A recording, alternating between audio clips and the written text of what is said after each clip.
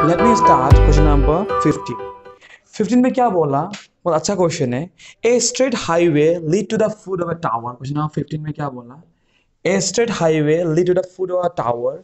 A man standing at the top of the tower observes a curve at an angle of depression 30 degree, which is approaching the foot of the tower with a uniform speed. 6 seconds later, the angle of depression of the car is found to be 60 degree.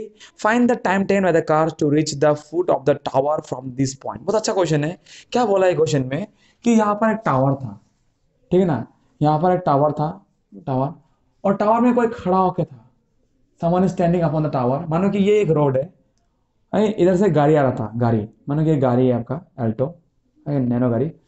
तो मान लो कि अभी देखो ये जो बच्चा था, जो बच्चा था यहाँ पर, वो बच्चा ई गाड़ी को उधर से देख रहा था, देख रहा था। So let us consider the height of the tower be AB। तो वो बच्चा देख रहा था and the angle of depression was 30 degree। How much it was? 30 degree। After 6 second, मानो कि ये जगह जो आपका सी है, आफ्टर 6 सेकेंड द गाड़ी रीच हियर, क्योंकि वो ऑब्वियसली गाड़ी गुजर रहा था, राइट, कुछ विद सम स्पीड। तो गाड़ी सी से लेकर डी तक पहुंचेगा after how much second, after 6 second. So after 6 second the गाड़ी, the vehicle reach from C to D.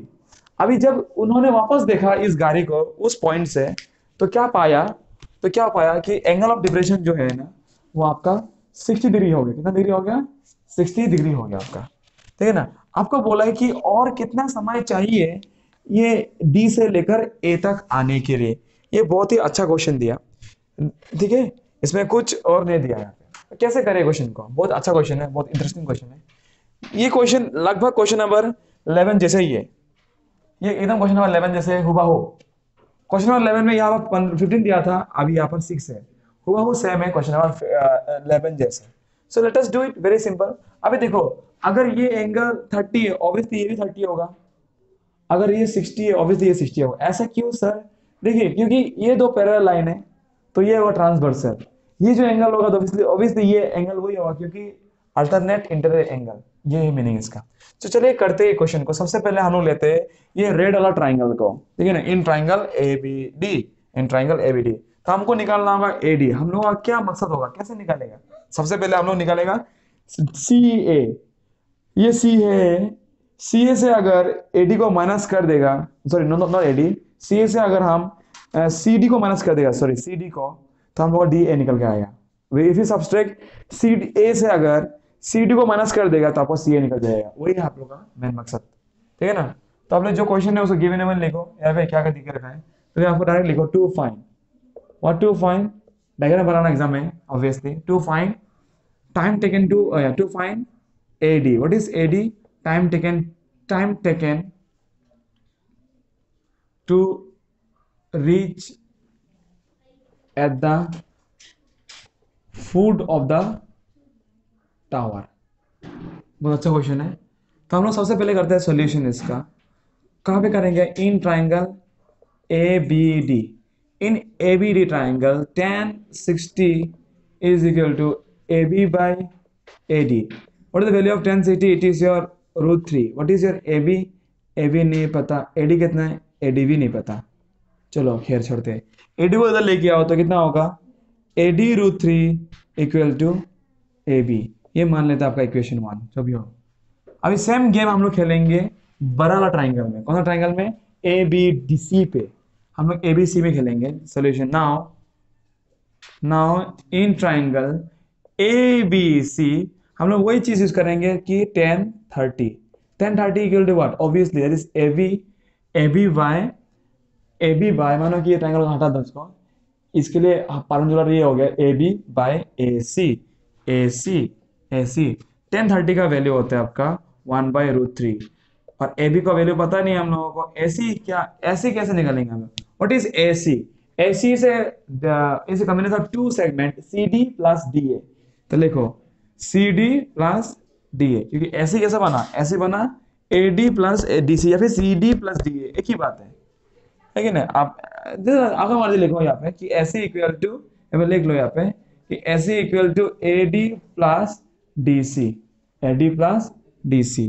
तो यहाँ पे लिखो A D plus D C, cross multiply करो यहाँ पर, A D plus D C इधर लेके आओ, AD plus DC by √3 equal to AB। अभी व्हाट इज AD? AD का वैल्यू तो पता नहीं हम लोगों को, तो लिखो यहाँ पे AD। What is the value of DC? DC का वैल्यू है 6 बाय √3। यहाँ पे AB तो नहीं पता, AB को यहाँ पे लिखो। मान लेता है ये इक्वेशन 2 और ये इक्वेशन 1। देखो दोनों इक्वेशन एक ही जिसका बारे में बोल रहा है, वो है आपका AB। AB AB का वैल्यू इतना है, इसका भी AB का वैल्यू इतना है, बिकॉज इन लोगों का अगर राइट हैंड साइड इक्वल है, ऑब्वियसली इन लोगों का लेफ्ट हैंड साइड भी इक्वल ही होगा। Therefore comparing 1 and 2, comparing 1 and 2, comparing 1 and 2, what I can say, हम लोग ये बोल सकते हैं कि AD √3 is equal to AD plus 6 √3। So simple. ये √3 को इधर लेके आओ तो क्या होगा यहाँ पे, AD √3 into √3 equal to AD plus 6। तो AD इंटू √3, √3 कितना 3 होगा, तो 3AD equal to AD plus 6। तो 3AD minus AD equal to 6, therefore 2AD equal to 6, therefore AD equal to 3। क्योंकि अगर यहाँ पे डिवाइड होगा 2 अगर नीचे चला जाएगा तो 3 6/2 होगा, 6/2 का वैल्यू आता है 3 मीटर। देयरफॉर यहां से यहां तक जाने के लिए उसको 3 सेकंड लगा गया। देयरफॉर DA और या फिर लिखो AD equal to 3 second. That's all. The time taken to reach from D to A is 3 seconds. Time taken is 3 seconds. That's all. This is the beautiful questions and with answer. Fantastic. I hope you guys have understood very well. Now let us move to the last question of this chapter. You can say chapter बहुत easy question है, बहुत interesting है, सुनना ध्यान से, समझ में आएगा।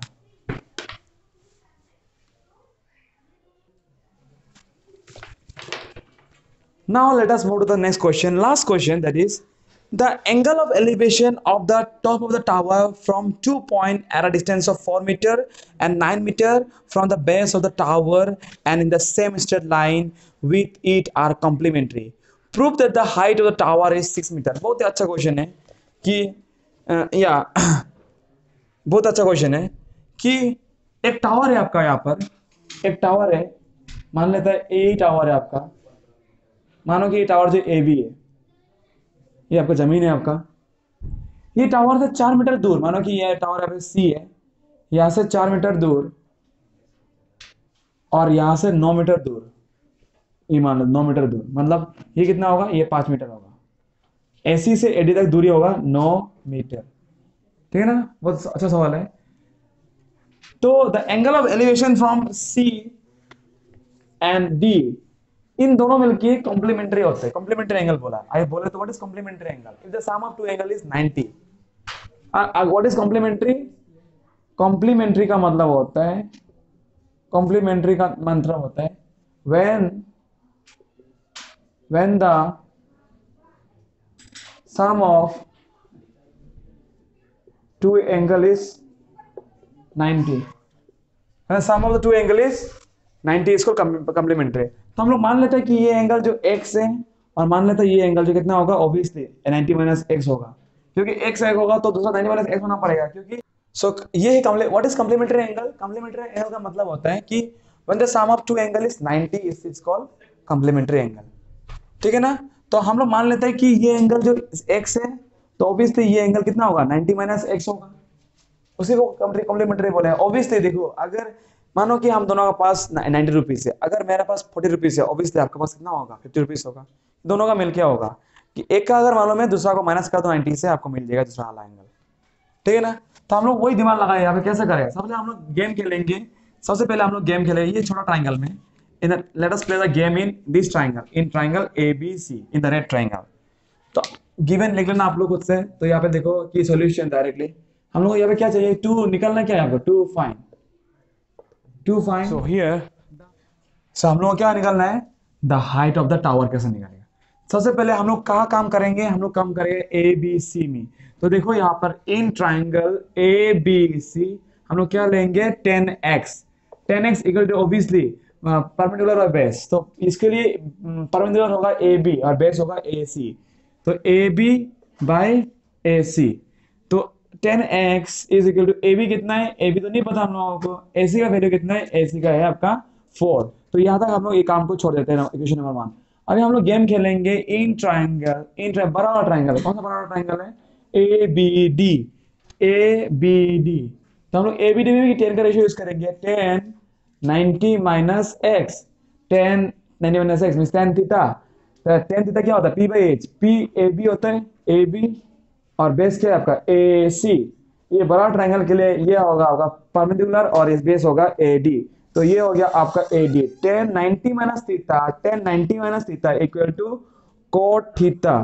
तो ए बी आपका ए डी क्या है यहाँ पे, A D is a combination of, obviously A D आपका 9 है, यहाँ पे कितना है 9 है। तो समझ में आया। अभी हम लोग क्या करेंगे, हम लोग को पता था ऑलरेडी ट्राइगोनोमेट्री से कि हम लोग को ये मालूम था कि कोट का उल्टा क्या होता है, कोट 10 का उल्टा क्या होता है। अब देखो 10 theta is equal to 1 by cot, 10 theta equal to 1 by cot. तो हम लोग क्या करेंगे कि इसको रेसिप्रोकल कर देंगे, इसको रेसिप्रोकल कर देंगे। रेसिप्रोकल करने से क्या होगा, देखो नीचे में 1 है, हम लोग क्या करेंगे इसको उल्टा कर देंगे। तो क्या होगा, ये 1 बाय कोट एक्स हो गया, यहाँ पे कितना होगा 9 बाय ए बी हो गया। ये रेसिप्रोकल कर दिया दोनों तरफ ना, रेसिप्रोकेलिंग बोथ साइड, रेसिप्रोकेलिंग बोथ साइड, बहुत बढ़िया। तो क्या 1 बाय कोट मतलब क्या है, ऑब्वियसली ये कितना हो गया 10x, 10x equal to 9 by A B. ये हो गया आपका इक्वेशन 2। आप can I say equation 1 and 2 are equal because दोनों तरफ देखो आपका 10x है। तो इधर left side is equal, definitely their right side will be equal. So comparing 1 and 2, comparing 1 and 2, हम लोग बोल सकते हैं कि A B by 4 is equal to 9 by A B. बहुत बढ़िया। हम लोग क्या करेंगे, ए बी को उधर लेके आएंगे, तो क्या होगा A B into A B, obviously A B into A B क्या होगा, ए बी स्क्वायर होगा, और 9 4 जा 36। तो यहाँ से क्या होगा, स्क्वायर को हम लोग उधर लेके जाएंगे तो क्या होगा, रूट आएगा वहाँ पे। तो A B equal to root 36, obviously root 36 का वैल्यू कितना होता है, और रूट 36 का वैल्यू होता है 6 होता है। कितना हो गया, A B equal to 6 metre. तो देयरफॉर हम लोग ए बी निकल गया, ए बी कितना है, ए बी आपका 6 metre. Therefore the height of the tower is what, is equal to 6 meter। बहुत ही बढ़िया चीज था, चंगा। Thank you very much।